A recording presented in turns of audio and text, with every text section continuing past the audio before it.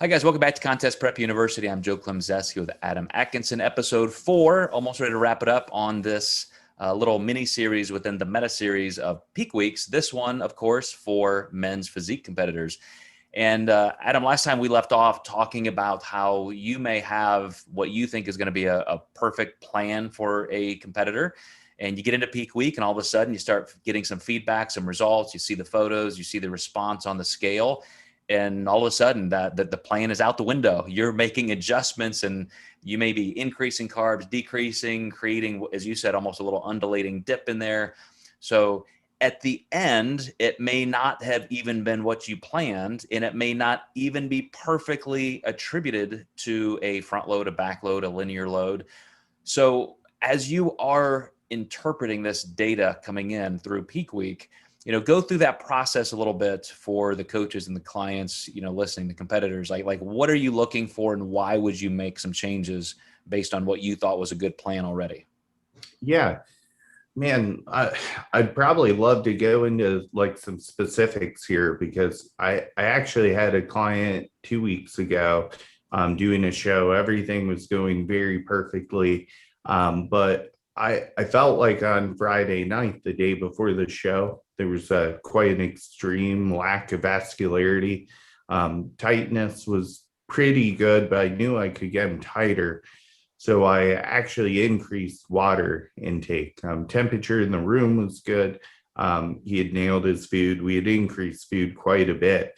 To his dismay, he was worried he had spilled over. I said, well, let's wake up in the morning after more of this water and see how you look. And I knew he would be tighter in the morning. However, he was not tighter in the morning, which was very bizarre from us. This guy's got vascularity through his triceps typically. And he woke up and said, I look like shit. And I said, well, I wouldn't go that far, but I know I can make you look like 40% better than you do right now. And I said, you have virtually no veins through your body at all. And I said, I don't know what you're doing with your water, but I know you haven't had enough and you probably didn't drink that extra quarter gallon I wanted last night. And he was like, no, I didn't. I feel like I'm stuck like this. And I said, well, you are stuck like this if you don't do what I tell you. So he got about, I wanted 3/4 of a gallon before stage. He ended up getting, probably about 80 ounces in before stage. At this point, we had to hurry. And he looked so much better with that water. It was mind blowing. But, as a coach, you start developing an eye, especially when you've worked with someone multiple times. So I could tell he was one to throw something different in, which was probably pulling water.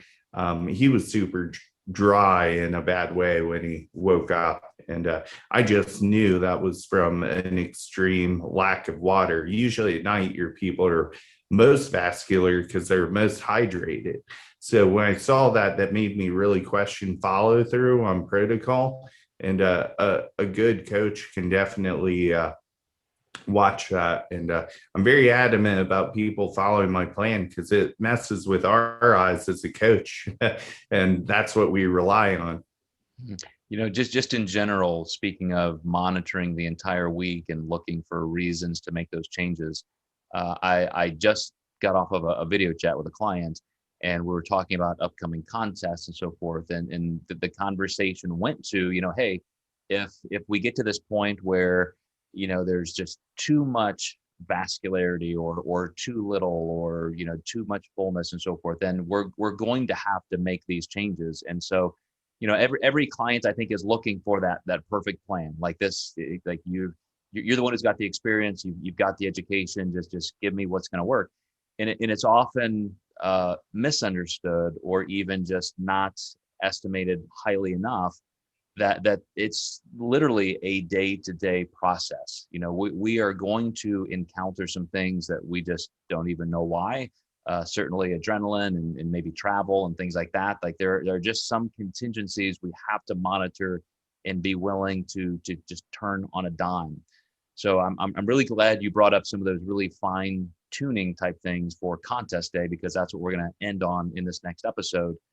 But that is the important point for this, listeners and viewers, competitors. We want you to know that, whether you're working on this yourself or whether you're working with a coach, create what you think is going to be the best path forward, but then take amazing notes, document with photos and video, and see how you can assess and monitor for the changes you may need to make, because that's where the learning is as well. You're going to learn a lot about your body, a lot about physiology through that process. So stay tuned for our final episode, number 5, coming up.